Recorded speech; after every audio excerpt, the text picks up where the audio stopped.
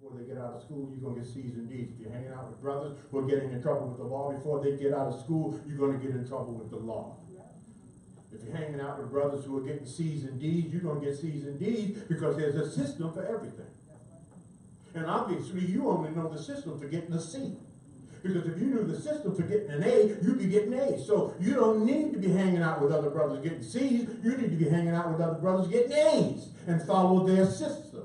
Follow his system. That's an A system.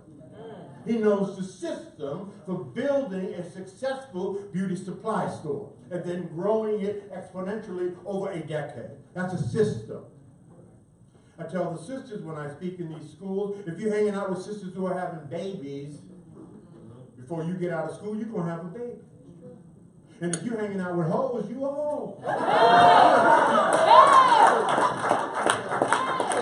You may not be a hoe, but you're hanging with hoes.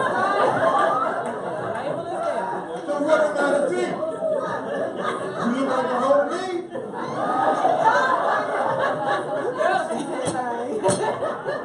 Be careful who you're hanging with. That's all I'm saying.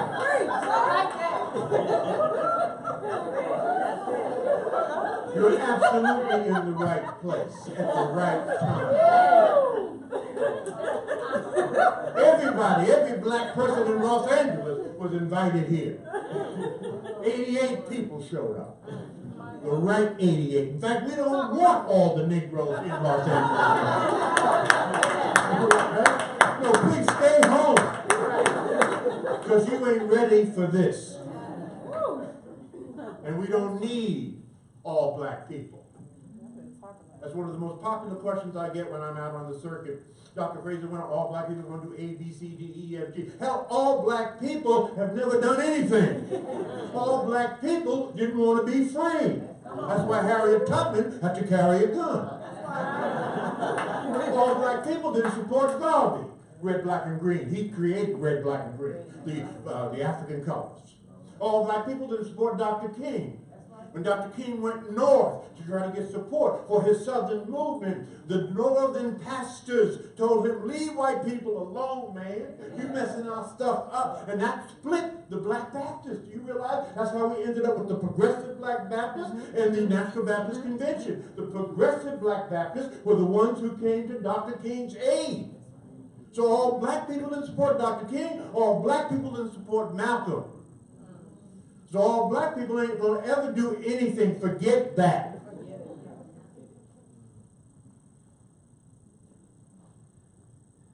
It has been suggested, it has been said in no uncertain terms that we are in a state of urgency and emergency when it comes to money. When it comes to economic development and wealth creation, we are a consuming class of people, and everybody else is a merchant class.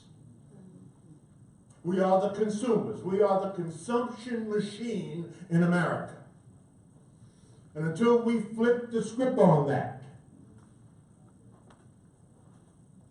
we will continually be relegated to permanent second-class citizens. Now, there have been warning shots. White folks are warning us. Read all of the studies regarding the state of our economic condition. And they're telling us, black people, you better get your stuff together, or you ain't going to matter by the time you become the majority in this country. I've read at least 200 or 300 studies in the last 10 years about the state of our economic condition. I picked a couple of quotes, so you don't think it's just me and it's hype, that I want to repeat to you. I'm going to give you this when I finish. You got to remember these. The first one was a quote out of the front page of USA Today, 2015, front page below the fold about black people and their money. Thank God it was below the fold. It wasn't above the fold. This is the most read newspaper in America, USA Today. And here it is.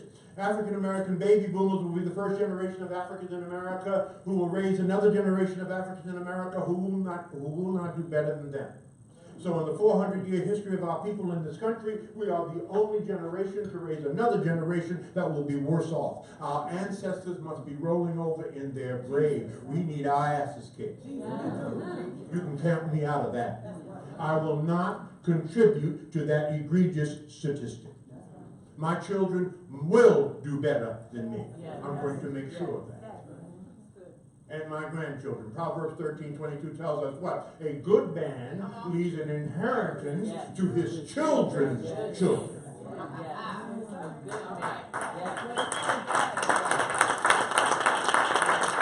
The second quote from the Institute of Policy Studies, April of 2016. If nothing changes among African Americans, it will take them 228 years, if ever, to close the wealth gap between blacks and whites in America, but it will take Hispanics 89 years. So it will take Hispanics half the time, less than half the time it will take us to close the wealth and income gap, but 228 years, brothers and sisters, that's almost the amount of time it took us to become free.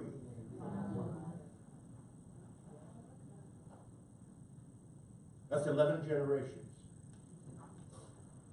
if nothing changes.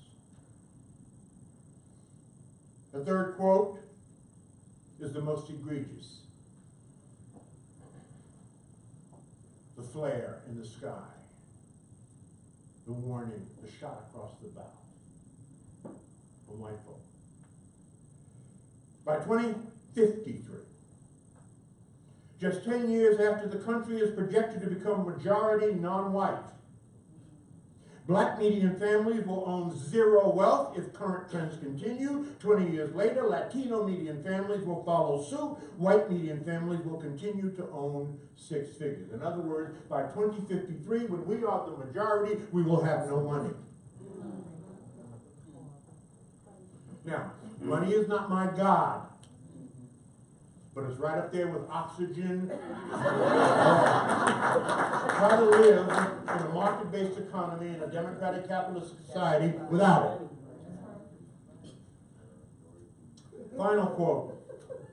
This is so crazy that the Boston Globe, who had this as a headline in November of last year, had to qualify the headline. And I brought the headline to show you, so you don't think I'm exaggerating. This is a front page of the Boston Globe, and the headline for this article read this. This is no typo. The median net worth of black Bostonians really is $8. I said black Bostonians. Do you realize that Boston is one of the richest cities in America? One of the most educated cities in America, the home of Harvard, MIT, Boston University, Boston College, Sarah Lawrence. Black people in Boston are worth $8, and it ain't 2053.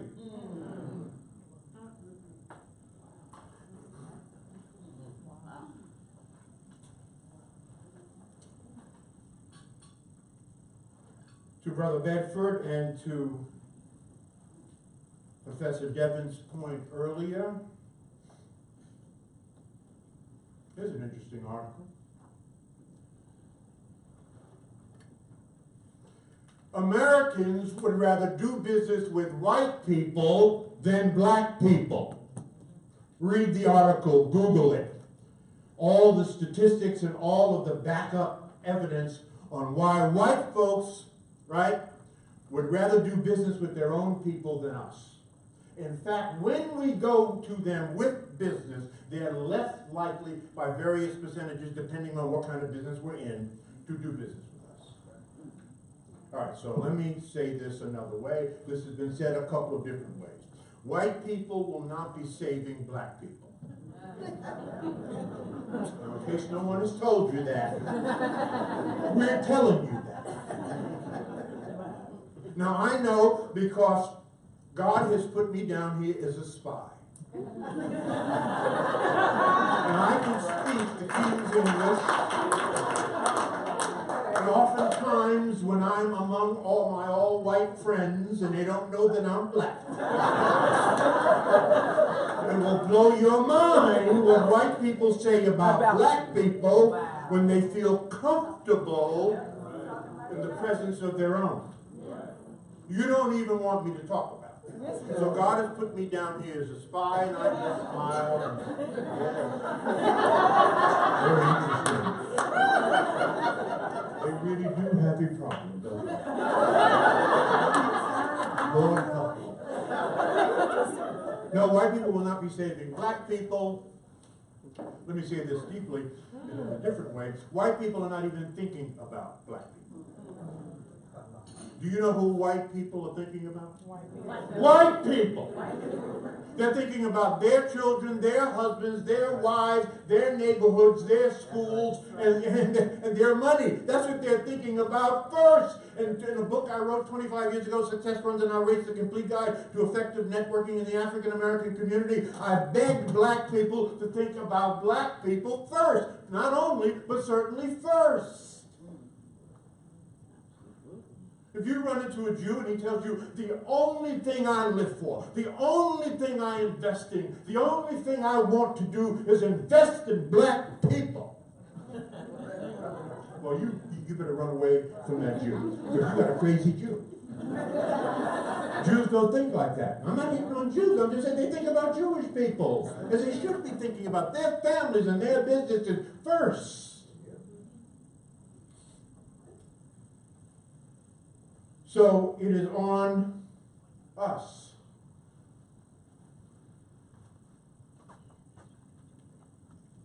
There are 4 pillars for the intergenerational transfer of wealth. There are 4 pillars for the intergenerational transfer of wealth.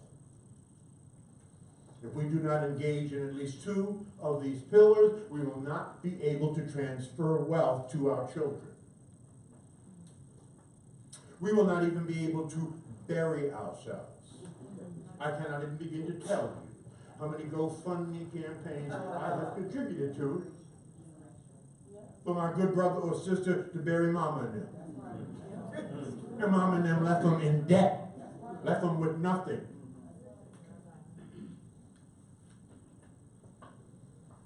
The first pillar for the intergenerational transfer of wealth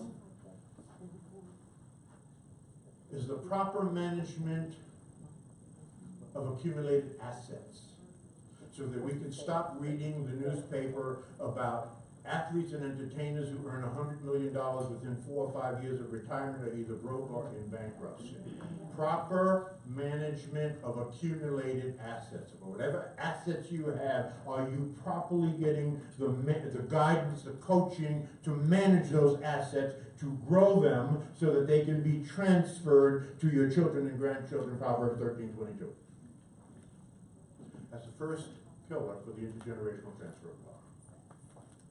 The second pillar for the intergenerational transfer of wealth is real estate. What is the first thing God gave Adam? Real estate. Real estate. You cannot pass on a rent payment. Real estate.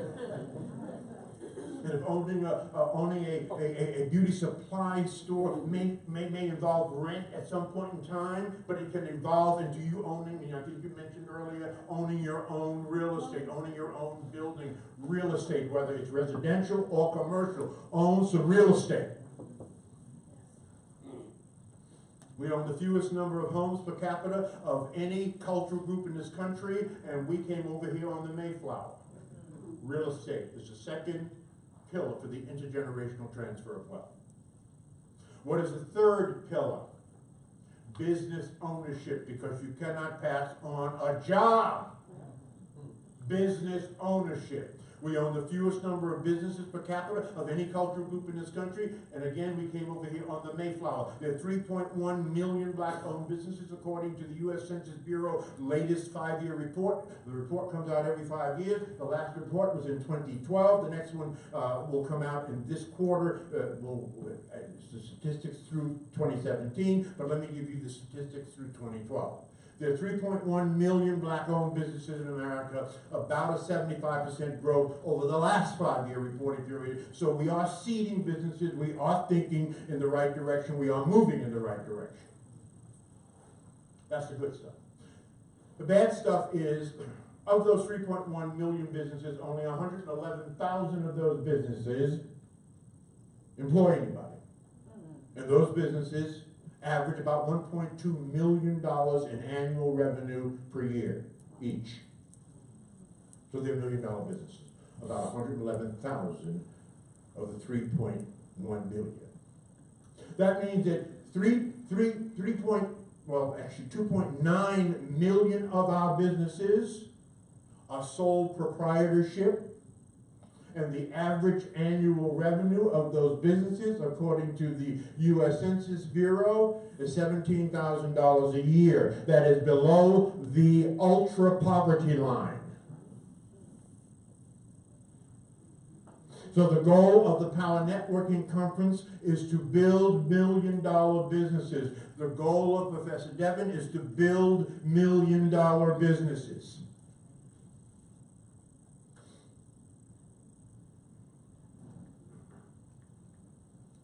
Two final short things.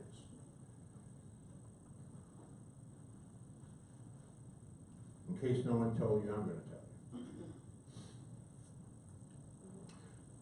you. 15% of your success in life will be determined by your skills. 85% of your success in life will be determined by your people and interpersonal skills. It's called emotional intelligence. Your ability to manage the 5 most important emotions that you have inside of you and use the management of those emotions to cultivate, nurture, and to build relationships at work, at home, and in the community. Your emotional intelligence, your person, in a sense, not really your personality, but how you comport yourself.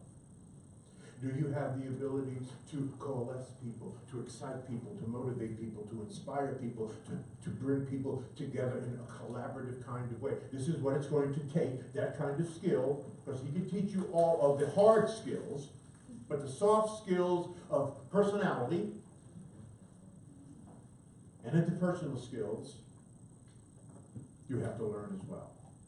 And that's what's going to determine how many stores you have over time, how many people work with you who are healthy, mentally healthy, and enjoy working for you. Do you have the personality and the skills to do that?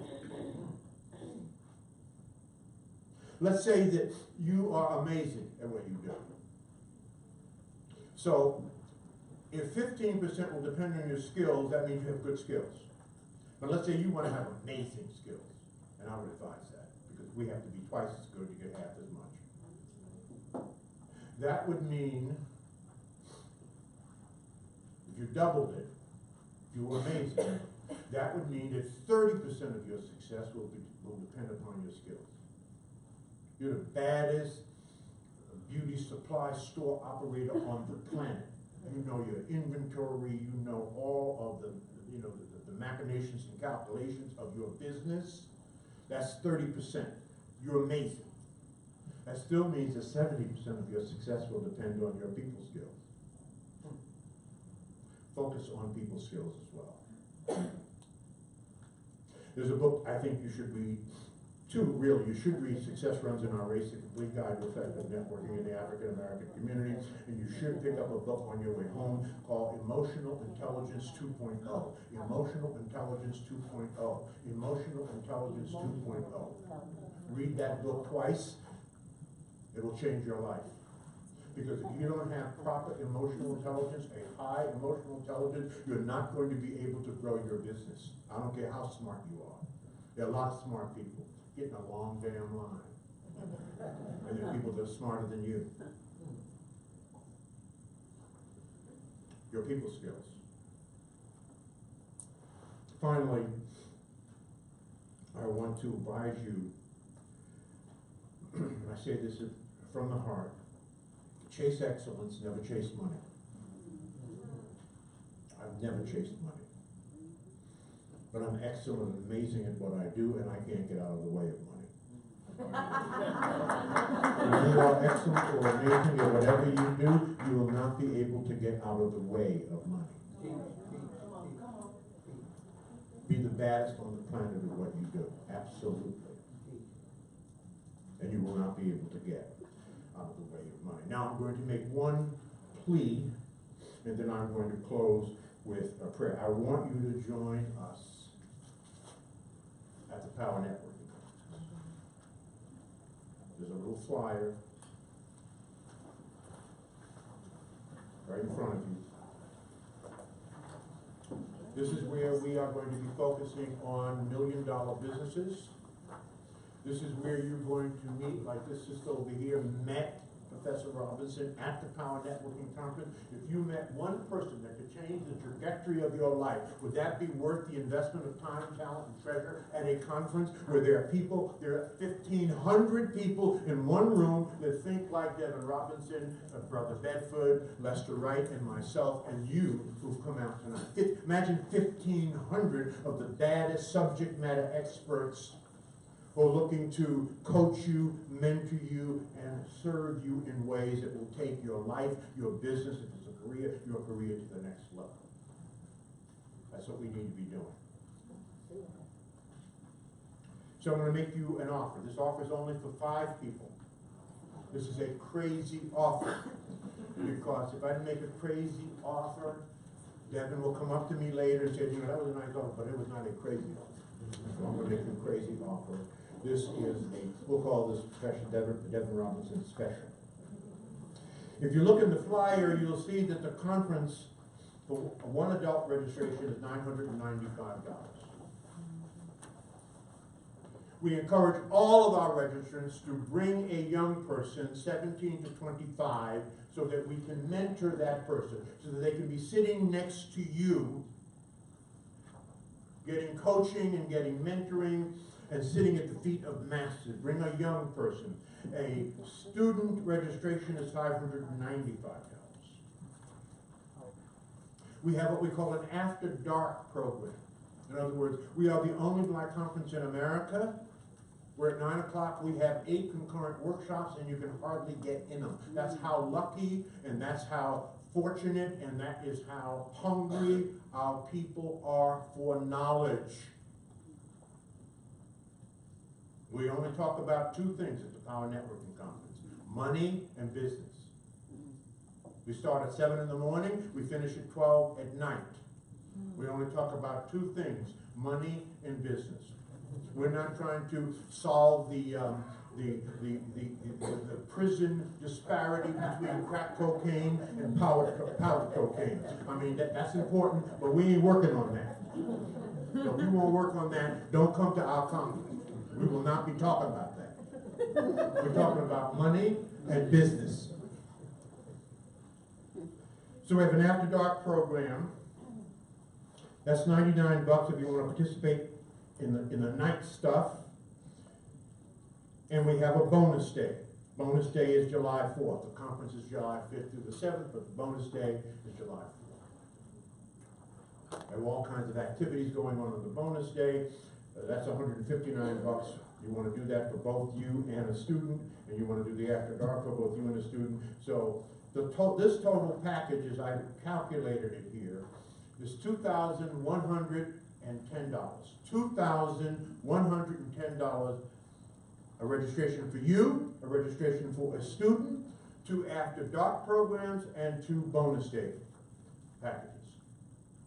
That is $2,100. Okay. So for 5 people who, you have to do it now, you're going to get that entire package for $299. What? I said $299. We're taking about $2,000 off because you were smart enough to be here at this moment and this time. That means there's something special that's going to happen for you in Washington, D.C., July 4th weekend, of which we are naming Financial Independence Day. That's our Financial Independence Day. $299. That's 2 people for $299. You and your child or some young person that you are mentoring. You have to fill out the form. Everything you need is right on the back of this form, and give this to me before I leave here in about 45 minutes to fly back to Cleveland. The first 5 people will get that discount. I want you to take the hand of the person on the left and the person on the right. And I'm going to finish this in prayer. By the way, I've got about 6 or 7 of, this is my greatest speeches. This is Success Runs in Our Race. This is a modern day classic required reading in 57 historic and black colleges. It is the first book written on networking in the black community some 25 years ago. It started the networking conversation, started the networking movement. If you haven't read it, read it. This is me reading the book to you. This is an audio book. I've got about 6 or 7 of each of these, and they're $20 each. So just FYI, I'll be in the back there. Do whatever you're going to do, because I know we have we have to finish up this program, a little bit of program to finish up before this is over this afternoon. So whatever you do, do it quietly, please. Respect what's coming behind us. I think, Professor Devin, you want to talk? Are you closing? Western closing? This is a bad brother here too, isn't he?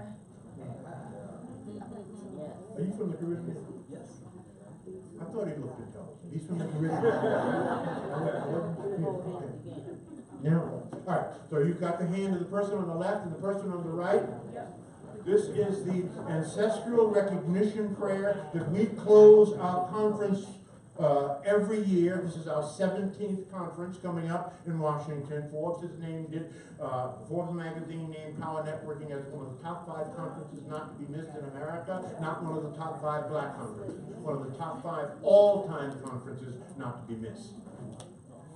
This is the ancestral recognition prayer. We close the conference with 1,500 people holding hands as we close the conference on Saturday. May we always remember those who have gone before us. May we be inspired by their vision and their valor. May their lives continually remind us that service is more important than success, that people are more important than possessions, that principle is more important than power. May whatever we do be shaped and molded by honesty, excellence, and commitment.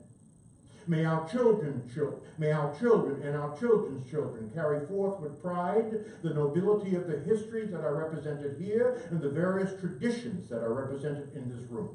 To the Creator of all of us, by whatever name we may refer to that Creator, we dedicate our lives to make our world better and more beautiful.